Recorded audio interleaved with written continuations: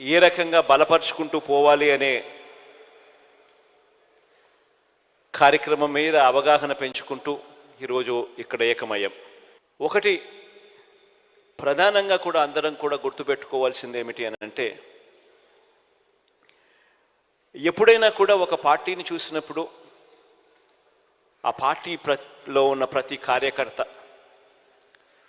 రాష్ట్ర స్థాయి నుంచి చూసుకుంటే గ్రామీణ స్థాయి వరకు కూడా ప్రతి కార్యకర్త కూడా తమ నాయకుడు ఎలాంటి వాడు అని ఆ నాయకుడిని చూపించి, అదిగో అతనే మా నాయకుడు అని కాలర్ ఎగిరేసుకొని చెప్పే విధంగా ఆ నాయకుడు ఆ పార్టీ ఉండగలిగితేనే ఏ రోజైనా కూడా ఆ పార్టీకి గౌరవం ఉంటుంది. ఆ పార్టీని నమ్ముకొని ఉన్న క్యాడర్ గ్రామ స్థాయిలో తిరిగినప్పుడు, ఇంటింటికి వెళ్ళినప్పుడు ఆ క్యాడర్కి కూడా ఆ గౌరవం లభిస్తుంది. ఒక పార్టీ అన్నది ఆ మాదిరిగా వ్యవహరించాలి, పార్టీ నాయకుడు అన్నది ఆ మాదిరిగా వ్యవహరించాలి. ఈ వ్యవహరించే అంశంలో ఇందులో మరీ ముఖ్యమైన అడుగు ఏమిటి అంటే విశ్వసనీయత అన్నది. ఈరోజు నేను గర్వంగా కూడా చెప్తా ఉన్నా, వైఎస్ఆర్ కాంగ్రెస్ పార్టీ ఒక్క పార్టీ మాత్రమే బహుశా దేశ రాజకీయాలలో ఏ గ్రామానికి వెళ్ళి ఏ ఇంటికి వెళ్ళి అడిగినా కూడా విశ్వసనీయత ఉన్న పార్టీ ఒక్క వైఎస్ఆర్ కాంగ్రెస్ పార్టీయే అన్న మాట వినపడుతుంది. ఈ మాట చాలా చాలా చాలా ఒక రాజకీయ నాయకుడికి, ఒక రాజకీయ పార్టీకి చాలా చాలా అవసరమైన మాట ఇది. ఈరోజు నేను 2019కి ముందు 5 సంవత్సరాల గతంలో తెలుగుదేశం పార్టీ పాలన, చంద్రబాబు నాయుడు గారి పాలన చూశారు. 2014లో చంద్రబాబు నాయుడు గారు ఒక మేనిఫెస్టో తీసుకొచ్చాడు. ప్రతి సామాజిక వర్గానికి ఒక పేజ్ కేటాయిస్తూ తాను అధికారంలోకి వస్తే అది చేసేస్తాను, ఇది చేసేస్తాను అని చెబుతూ ప్రధానమైన ముఖ్యమైన వాగ్దానాలు కూడా చేశాడు. రైతన్నలకు రుణమాఫీ 87,612 కోట్ల రూపాయలని తెలిసినా కూడా, సాధ్యపడదు అని తెలిసినా కూడా 87,612 కోట్ల రూపాయల రుణమాఫీ నా మొట్టమొదటి సంతకంతోనే మాఫీ చేస్తాను అన్న మాట ఇవ్వడము, మేనిఫెస్టోలో పెట్టడము. అంతటితో ఆగలేదు. బ్యాంకుల్లో పెట్టిన బంగారం ఇంటికి రావాలి అని అంటే బాబు అన్నాడు. పొదుపు సంఘాల రుణాలు అప్పట్లో దాదాపుగా 15,000 కోట్ల రూపాయలు అప్పట్లో ఉన్న ఆ రుణాలన్నీ కూడా మాఫీ చేస్తానన్నాడు. అంతటితో కూడా ఆగలేదు. ఇంటింటికి ఒక ఉద్యోగం లేకపోతే ప్రతి ఇంటికి 2,000 రూపాయల నిరుద్యోగ భృతి అన్నాడు. ఇవన్నీ చెప్పడమే కాకుండా, ఎన్నికల మేనిఫెస్టోలో ఇవన్నీ పెట్టడమే కాకుండా, గ్రామానికి ఇంటింటికి వెళ్ళి కార్యకర్తలను పంపి దీనికి పబ్లిసిటీ ఇప్పించాడు. టీవీలలో విపరీతమైన యాడ్లు వచ్చాయి. బ్యాంకుల్లో పెట్టిన బంగారం ఇంటికి రావాలి అని అంటే బాబే రావాలి అని అడ్వర్టైజ్మెంట్లు. నాకు ఇప్పటికి కూడా గుర్తుంది అడ్వర్టైజ్మెంట్లు. తాలిబొట్టును ఎవరో వచ్చి లాగుతూ ఉంటారు ఒక అక్క చెల్లెమ్మ మడిలో నుంచి. వెంటనే ఒక చెయ్యి వచ్చి ఇలా ఆపేస్తారు.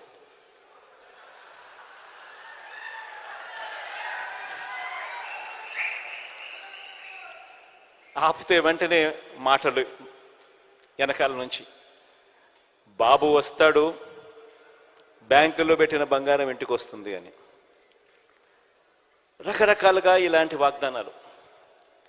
2014లో చంద్రబాబు నాయుడు గారు ఇలాంటి మాటలు చెప్పినప్పుడు మన పార్టీలో కూడా చాలామంది శ్రేయోభిలాషులు కూడా నాకు కూడా చెప్పారు, పోయేదేముంది, ఆయన చెప్తా ఉన్నాడు, సాధ్యం కాదని తెలిసిన ఆయన చెప్తా ఉన్నాడు, మనం కూడా చెప్దాము, పోయేదేముంది, ఎన్నికలు అయిపోతాయి, మన సంగతి మనం చూస్తామని చెప్పి చాలామంది నాతో కూడా అన్నారు. మన పార్టీలోనే ఉన్న వాళ్ళే. తప్పు కూడా కాదు, నేను వాళ్ళకు కూడా తప్పు కూడా అని ఇప్పుడు నేను అన్నాను. ఎందుకంటే వాళ్ళు చంద్రబాబు నాయుడు ఒకవైపున అబద్ధాలు ఆడుతూ ఉన్నాడు, కాదు సాధ్యమని తెలిసినా కూడా మోసం చేస్తూ ఉన్నాడు. మనమేమో నీతిగా నిజాయితీగా యుద్ధం చేయాలని మనం అంటా ఉన్నాం. ఈ మాదిరిగా యుద్ధం చేయడం కుదరదు అని నాకు సలహాలు కూడా ఇచ్చారు.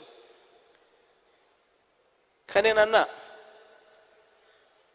విలువలు విశ్వసనీయత అన్న పదానికి అర్థం చెప్పా. చేయగలిగిందే మనం చెప్పాలి, చెయ్యలేము అని తెలిసినప్పుడు నోట్లో నుంచి ఆ మాట రాకూడదు అని చెప్పి.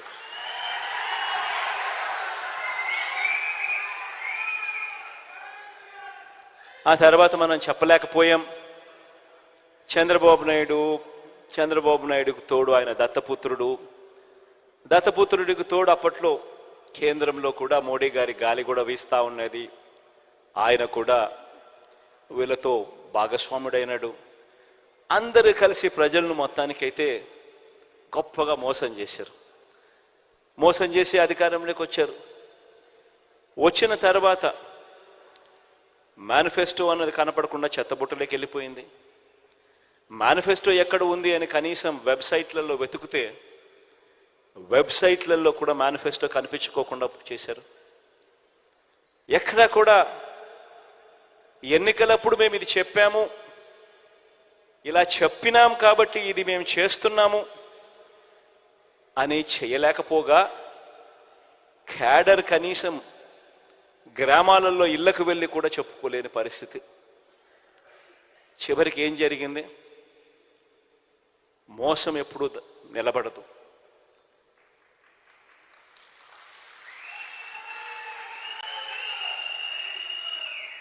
చివరికి ప్రజలు ఎంత దారుణమైన తీర్పు ఇచ్చారు అని అంటే, చంద్రబాబు నాయుడు గారి పార్టీ తరపున ప్రజల్లోకి వెళ్ళి క్యాంపెయిన్ చేయడానికి చంద్రబాబు నాయుడు గారి క్యాడర్ కూడా గ్రామంలో ఉన్న ఇళ్లకు కూడా వెళ్ళలేని పరిస్థితిలోకి ఆ క్యాడర్ దిగజారిపోయింది. క్యాడర్ అంటే ఫలానా నాయకుడు మావాడు అని చెప్పి కాలర్ ఎగరేసుకొని చెప్పాల్సిన పరిస్థితి నుంచి ఫలానా నాయకుడు మావాడు అని చెప్పడానికి భయపడి ఏకంగా గ్రామాలలో ఇళ్లకు కూడా వెళ్ళి చెప్పాలంటే కూడా భయపడే పరిస్థితిలోకి క్యాడర్ పోయింది. ఎన్నికలు అయిపోయాయి. 2019 మళ్ళా చంద్రబాబు నాయుడు గారిని నమ్మిన ప్రజలందరూ కూడా మోసపోయిన పరిస్థితిలో ఎన్నికలు జరిగాయి. 2019లో మళ్ళీ మేనిఫెస్టో అన్న అంశం మీద వచ్చింది. 2019లో మనం మేనిఫెస్టో తీసుకొచ్చాం. కేవలం 2 పేజీల మేనిఫెస్టో తీసుకొచ్చాం. 2 పేజీల మేనిఫెస్టో. ఎందుకనంటే ఆ మేనిఫెస్టో అనేది ప్రజలకు గుర్తుండాలి, మనకు గుర్తుండాలి. ఆ తర్వాత అధికారంలోకి వచ్చిన తర్వాత ఆ మేనిఫెస్టో మనం తీసుకొచ్చేటప్పుడు కూడా నేను నా పాదయాత్ర సందర్భంగా ఈ మేనిఫెస్టోకు సంబంధించిన అంశాల గురించి మాట్లాడుతూ ఉన్నప్పుడు కూడా మన పార్టీలో ఉన్న వాళ్ళు కూడా కొంతమంది నన్ను అడిగారు. నాకు హీరోయిట్కి కూడా గుర్తుంటుంది ఎప్పుడైనా ఇటువంటి మాటలు అయితే. అప్పలనరసయ్య అయితే నాతో విజయనగరం జిల్లాకు పోయినప్పుడు, అప్పలనరసయ్య వచ్చినాడో లేదో నాకు తెలియదు, కానీ ఇక్కడ అప్పలనరసయ్య అన్న మాట నాకు గుర్తుంది. అన్నాడు, నాతోనే అన్నాడు, ఇవన్నీ సాధ్యమేనా అని. అప్పలనరసయ్యతో నేను అన్నా, ఇవన్నీ ఖచ్చితంగా చేసి తీరుతామన్నా అని చెప్పి.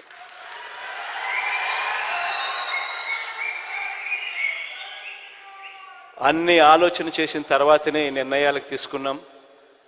అన్ని ఆలోచన చేసిన తర్వాతనే వీటి గురించి ప్రస్తావిస్తూ ఉన్నాను. ఇందులో చెప్పిన ప్రతి మాట ఖచ్చితంగా నెరవేరుస్తానన్నా అని చెప్పి నేను చెప్పాను. ఈరోజు 5 సంవత్సరాలు మన పాలన తర్వాత 2019లో బహుశా రాష్ట్ర చరిత్రలో ఎప్పుడు గతంలో చూడని విధంగా ఏకంగా 151 స్థానాలు 175 స్థానాలకు 151 స్థానాలతో అధికారంలోకి వచ్చాం. 25 స్థానాలకు 22 ఎంపీ స్థానాలు గెలుచుకుని అధికారంలోకి వచ్చాం. వచ్చిన తర్వాత 5 సంవత్సరాల మన పరిపాలనలో ఆ మేనిఫెస్టో అనేది ఏదైతే మనం చెప్పామో, ఆ 2 పేజీల మేనిఫెస్టో అని మనం ఏదైతే చెప్పామో, ఆ మేనిఫెస్టో అన్నది నిజంగానే ఒక బైబిల్గా, ఒక భగవద్గీతగా, ఒక ఖురాన్గా భావిస్తూనే చిత్తశుద్ధితో అడుగులు వేశాం. ఈరోజు 5 సంవత్సరాల తర్వాత గర్వంగా కూడా ప్రతి క్యాడర్లో ఉన్న ప్రతి ఒక్కరూ, రాష్ట్ర స్థాయి నుంచి గ్రామ స్థాయి దాకా కూడా ప్రతి ఒక్కరూ కూడా గర్వంగా వెళ్ళి ఎన్నికల ముందు అక్క ఇది చెప్పాం, చెప్పినవన్నీ కూడా చేశాం అని ఏకంగా 99% హామీలన్నీ నెరవేర్చి మేనిఫెస్టో తీసుకొని వెళ్ళి మళ్ళీ ప్రతి ఇంట్లో చూపించి మీరే టిక్కు పెట్టండి అని అడిగే నిబద్ధత, చిత్తశుద్ధి వైఎస్ఆర్ కాంగ్రెస్ పార్టీకి మాత్రమే ఉంది అని కూడా చెప్తా ఉన్నాను. ఈరోజు ఈ మాటలు నేను ఎందుకు చెప్తా ఉన్నానంటే, ఈరోజు రాష్ట్ర వ్యాప్తంగా 87% ఇళ్లకు, ప్రతి కాన్స్టిట్యున్సీలో ఏ కాన్స్టిట్యున్సీ తీసుకున్నా 87% పైచిలకు ఇళ్లకు, గృహాలకు ఈరోజు మన ప్రతి పథకము ప్రతి ఇంటికి కూడా మంచి చేయగలిగాం. కుప్పం రూరల్ నియోజకవర్గం కాబట్టి అక్కడైతే ఏకంగా 93%, 93.29% ఇళ్లకు మంచి జరిగిన పరిస్థితులు అక్కడ ఉన్నాయి. ఇప్పుడు నేను చెప్పే విషయం చాలా చాలా జాగ్రత్తగా వినండి. ఇప్పుడు నేను చెప్పే విషయం కుప్పంలో నేను ప్రస్తావన చేస్తూ అన్నా. కుప్పంలో 87,000 ఇల్లులు, 87,000 చిల్లర ఇల్లులు కుప్పంలో ఉంటే ఏకంగా 83,000 ఇళ్లకు దాదాపుగా మంచి జరిగింది. ఆ మాట ప్రస్తావిస్తూ రాష్ట్ర వ్యాప్తంగా మీ జగన్ బటన్ నొక్కడం, నేరుగా నా అక్క చెల్లెమ్మల ఖాతాల్లోకి ఎటువంటి లంచాలు, ఎటువంటి వివక్షకు ఆస్కారం లేకుండా, ఎటువంటి లంచాలు వివక్ష లేకుండా ఏకంగా 2,55,000 కోట్ల రూపాయలు నేరుగా నా అక్క చెల్లెమ్మల కుటుంబాల ఖాతాల్లోకి వేశాము అని చెబుతూ, ఈ 2,55,000 కోట్లకు సంబంధించి ఇందులో 1,400 కోట్ల రూపాయలు కేవలం ఈ కుప్పం నియోజకవర్గంలో ఈ 83,000 ఇళ్లకు ఈ 1,400 కోట్ల రూపాయలు ఇవ్వగలిగాము అని. 45,000 కుటుంబాలు గతంలో పెన్షన్ అరకొరగా 1,000 రూపాయలు అందుకుంటా ఉన్నవి, మీ జగన్ వచ్చిన తర్వాత దాన్ని 3,000 చేశాడు. పెన్షన్ గతంలో కేవలం 30,000 ఇళ్లకు మాత్రమే వస్తా ఉన్న పరిస్థితిని మార్చి 45,000 కుటుంబాలకు ఇవ్వడం మొదలుపెట్టింది మీ జగన్ వచ్చిన తర్వాతే అని. ఈ ఒక్క పెన్షన్ కార్యక్రమానికి ఈ 57 నెలల కాలంలో ఇచ్చింది ఒక్క కుప్పం నియోజకవర్గంలో మాత్రమే 507 కోట్ల రూపాయలు ఇచ్చాం. ఇదే మాదిరిగా చేయూత గురించి చెప్పా, ఇదే మాదిరిగా ఆసరా గురించి చెప్పా, ఇదే మాదిరిగా విద్యా దీవెన, వసతి దీవెన గురించి చెప్పా, ఇదే మాదిరిగా అమ్మఒడి గురించి చెప్పా. మొత్తంగా 83,000 కుటుంబాలకు ఏకంగా 1,400 కోట్ల రూపాయలు ఏకంగా ఈ 57 నెలల కాలంలో బటన్ నొక్కడం, నవరత్నాల ద్వారా నేరుగా నా అక్క చెల్లెమ్మల కుటుంబాల ఖాతాల్లోకి వెళ్ళిపోవడం. ఈ డబ్బుల్లో కూడా, ఈ 1400 కోట్లలో కూడా ఆ పేదలకు ఇచ్చిన ఇళ్ల పట్టాల గురించి ప్రస్తావన లేదు. ఎందుకంటే అది కూడా కలుపుకుంటే ఈ 1400 కోట్ల కంటే ఇంకా చాలా ఎక్కువ. ఎందుకు నేను ఈ మాటలు మాట్లాడుతూ ఉన్నానంటే, ఏ నాయకుడైనా కూడా ఒక అటువైపున 83,000 కుటుంబాలకు ఈ స్కీమ్లో ఇన్ని వేల కోట్లు, ఈ స్కీమ్లో ఇన్ని వేల కుటుంబాలకు ఇన్ని వందల కోట్లు, ఈ స్కీమ్లో ఇన్ని వేల కుటుంబాలకు ఇన్ని వందల కోట్లు, ఈ స్కీమ్లో ఇన్ని వేల కుటుంబాలకు ఇన్ని వందల కోట్లు ఇచ్చామని చెప్పి చెప్తా ఉన్నప్పుడు అటువైపున ప్రత్యర్థికి గుండెల్లో రైళ్లు పరిగెత్తడం ఖచ్చితంగా మానవ్. ఇది వాస్తవం. ఈ డేటా నియోజకవర్గ స్థాయి నుంచి, మండల్ స్థాయి నుంచి, సచివాలయం స్థాయి దాకా కూడా మీ అందరికీ అందుబాటులో ఉంది. ఎప్పుడు జరగని విధంగా జరిగిన గొప్ప కార్యక్రమం. కేవలం ఈ 57 నెలల కాలంలో జరిగింది. ఎప్పుడు చూడని విధంగా పరిపాలనలో సంస్కరణలు తీసుకొచ్చాం, మార్పులు వచ్చాయి. అసలు గతంలో ఎప్పుడు ఊహకు కూడా అందల. నిజంగా ఇది సాధ్యమేనా? ఎవడైనా ఎన్నికలకు ముందు ఎవరైనా మనల్ని వచ్చి, మీలో ఎవరినైనా వచ్చి ఇన్ని వందల కోట్ల రూపాయలు, ఇన్ని లక్షల రూపాయలు ప్రతి ఇంటికి ఇవ్వడం, అది కూడా లంచాలు లేకుండా, వివక్ష లేకుండా ఇవ్వడం సాధ్యమేనా అని అంటే మీలో ప్రతి ఒక్కరూ కూడా అలా నవ్వేసి అలా వదిలేస్తారు, సాధ్యమయ్యేది కాదు అనే మాట. కానీ ఈ 57 నెలల కాలంలో లేదు, ఇది సాధ్యమే అని ప్రతి ఇంటికి చూపించగలిగాం. ఎక్కడ లంచాలు లేకుండా, ఎక్కడ వివక్ష లేకుండా నేరుగా అక్క చెల్లెమ్మల ఖాతాల్లోకే నేరుగా ఆ డబ్బులు వెళ్ళిపోయి ఆ అక్క చెల్లెమ్మ కంటికే కనిపించే విధంగా చూపించగలిగాం. ఒక గొప్ప విప్లవాత్మక మార్పు పరిపాలనలో తీసుకొని రాగలిగాం. ఎప్పుడు జరగని విధంగా, చూడని విధంగా. గ్రామాలలో స్కూళ్ళు మారాయి. ఎప్పుడు ఊహకు కూడా అందలేదు. డబ్బులున్న వాళ్ళకు మాత్రమే ఇంగ్లీష్ మీడియం బడులు, మంచి చదువులు, ట్యాబులు, క్లాస్ రూమ్లలో డిజిటల్ బోధన అని గతం. ఈ 57 నెలల్లో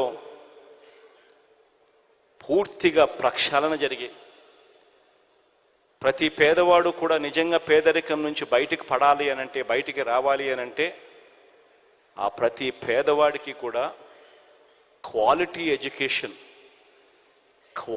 ఎడ్యుకేషన్ అన్నది ఎంత అవసరమో గుర్తించి ఆ ప్రతి పేదవాడు వెళ్ళే బడిని ఆ మాదిరిగా క్వాలిటీ ఎడ్యుకేషన్ తీసుకొచ్చిన ఏకైక ప్రభుత్వం కూడా మనది మాత్రమే అని కూడా చెప్పడానికి గర్వపడతా ఉన్నా.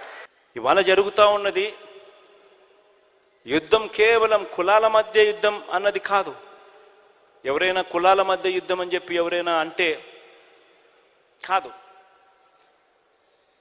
ఈరోజు నా నా నా నా నేను ఎందుకంటా ఉంటానో తెలుసా? ఎందుకంటే వాళ్ళు అట్టడుగున ఉన్న పేదవర్గాలు కాబట్టి. నా ఎస్సీలు, నా ఎస్టీలు, నా బీసీలు, నా మైనారిటీలు అని అంటూనే నా నిరుపేదలను కూడా నేను అంటా.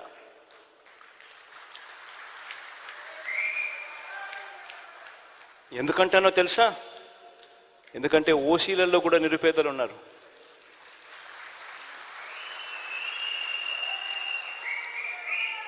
ఇవాళ జరుగుతూ ఉన్నది కులాల మధ్య యుద్ధం కాదు.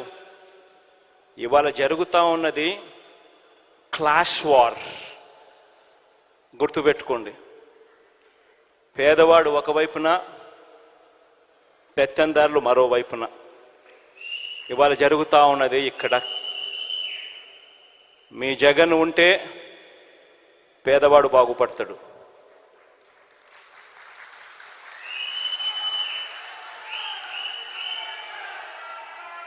మీ జగన్ ఉంటే లంచాలు లేకుండా, వివక్ష లేకుండా బటన్లు కొనసాగుతాయి. ఇంటికే వాలంటీర్ వస్తాడు. చిక్కటి చిరునవ్వులతో అవ్వ తాతలకు తోడుగా ఉంటూ సహాయం అందుతుంది. మీ జగన్ ఉంటేనే బడులు మారుతాయి. పేదవాడు వెళ్ళే స్కూళ్ళు ఇంగ్లీష్ మీడియం అవుతాయి. మీ జగన్ ఉంటేనే గ్రామాలలో విలేజ్ క్లినిక్లు పనిచేయడం మొదలు పెడతాయి. ఆరోగ్య సురక్ష అనే కార్యక్రమం జల్లడబడుతూ ప్రతి పేదవాడికి తోడుగా ఉండే కార్యక్రమం జరుగుతుంది. ఆరోగ్యశ్రీని ఇప్పటికే విస్తరించాం. విస్తరించిన ఈ ఆరోగ్యశ్రీ ఇంకా గొప్పగా పనిచేయడం మొదలు పెడుతుంది.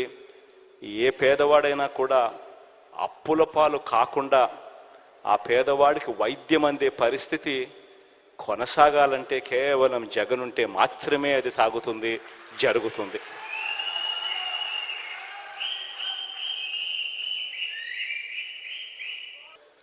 ఏ పథకం ఏ సమయంలో ఎప్పుడు ఇవ్వాలనో ఆ సమయం దాటిపోక మునిపే ఆ రైతన్నను చేయిపట్టుకుని నడిపించే, గ్రామస్థాయి నుంచి నడిపించే ఆర్బీకే వ్యవస్థలు ఈరోజు గొప్పగా పనిచేస్తూ ఉన్నాయి. ఎప్పుడు ఊహకు కూడా అందలేదు. ఫోన్లలో దిశ యాప్ పెట్టగలుగుతామని ఒక 5 సార్లు ఇలా ఫోన్ చేస్తే చాలు ఒక పోలీస్ సోదరుడు అక్క చెల్లెమ్మ దగ్గరికి వచ్చి అక్క ఏమైంది అని అడిగే పరిస్థితి తేగలుగుతాము అని ఎప్పుడు ఊహకు కూడా అందలేదు. ఈరోజు ఆ ప్రతి అక్క చెల్లెమ్మ ఫోన్లోనూ దిశ యాప్లో ఫోన్ 5 సార్లు షేక్ చేసినా చాలు, లేదా SOS బటన్ నొక్కినా చాలు, 10 నిమిషాల్లోనే వెంటనే పోలీసు సోదరుడు వెంటనే ఫోన్ చేస్తున్నాడు, 10 నిమిషాల్లో ఇక్కడికే వచ్చేస్తున్నాడు. ఎప్పుడు ఊహకు కూడా తట్టలేదు ఇట్టని చేయగలుగుతామని. మొట్టమొదటిసారిగా గ్రామాలలోనే ఒక మహిళా పోలీస్. ఇవన్నీ కూడా ఎప్పుడూ చూడని విధంగా జరిగిన మార్పులు. ఇవన్నీ కూడా ప్రతి పేదవాడి ఇంటికి తీసుకొని పోవాలి. ఇవన్నీ కొనసాగాలి అని అంటే కేవలం మళ్ళీ జగన్ అయితేనే ఇవన్నీ కొనసాగుతాయన్న మెసేజ్ తీసుకొని పోవాలి.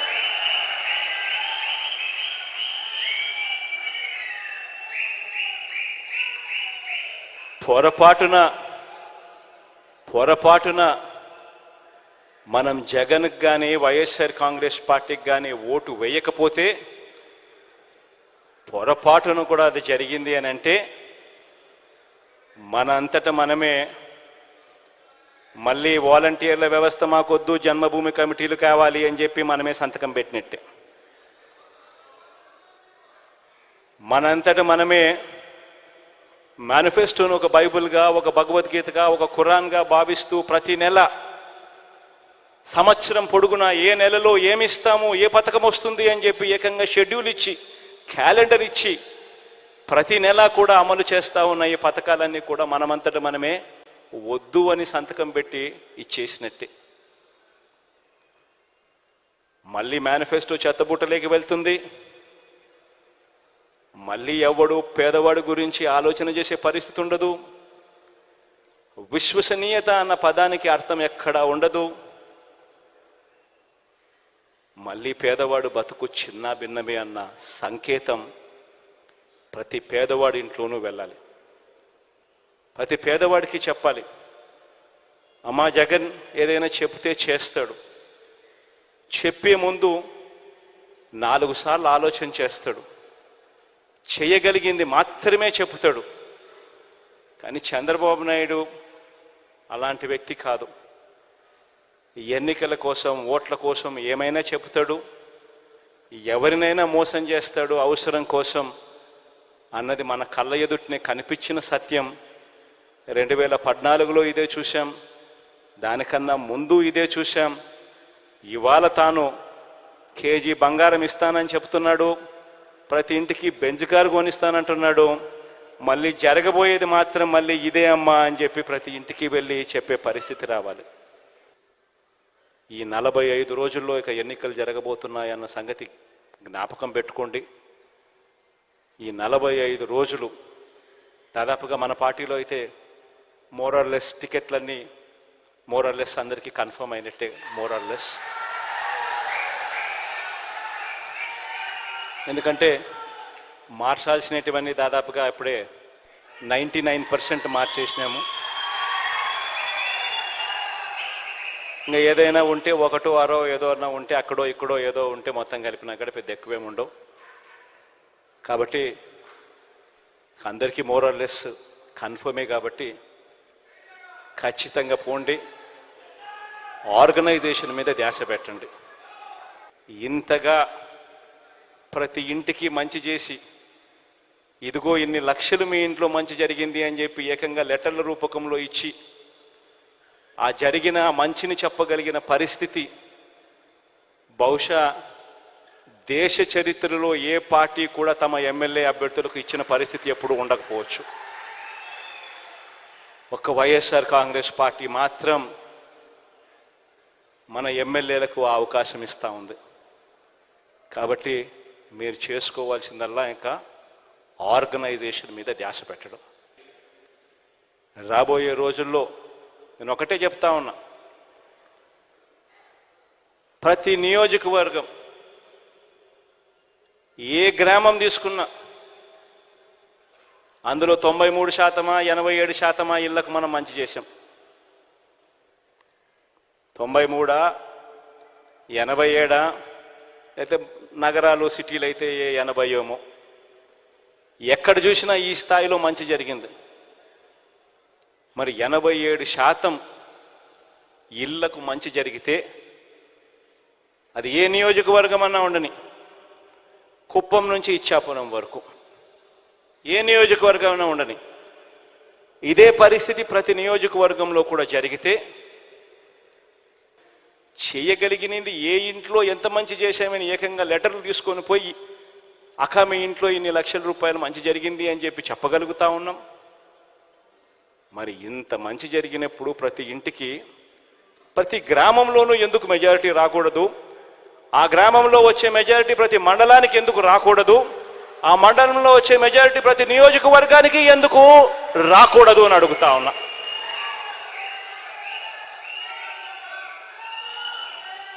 అది కుప్పమైనా సరే, ఇచ్చాపురమైనా సరే, ఎందుకు జరగకూడదు అని అడుగుతా ఉన్నా.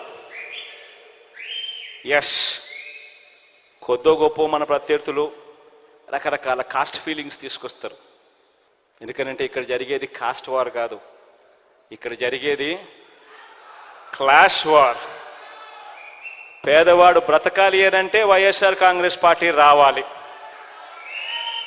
పేదవాడు బాగుపడాలి అనంటే వైఎస్ఆర్ కాంగ్రెస్ పార్టీ రావాలి, పేదవాడికి భవిష్యత్తు ఉండాలి అనంటే వైఎస్ఆర్ కాంగ్రెస్ పార్టీ రావాలి. ఈ అంశం ప్రతి ఇంటికి కూడా వెళ్ళి చెప్పగలగాలి. ఇక నేను చేయగలిగిందంతా నేను చేశా. మీ చేతుల్లోకి ఎవ్వడు, ఏ రాజకీయ పార్టీ, ఏ రాజకీయ నాయకుడు ఎప్పుడు ఇవ్వని ఆయుధాలు మీ అందరి చేతుల్లో నేను పెట్టా.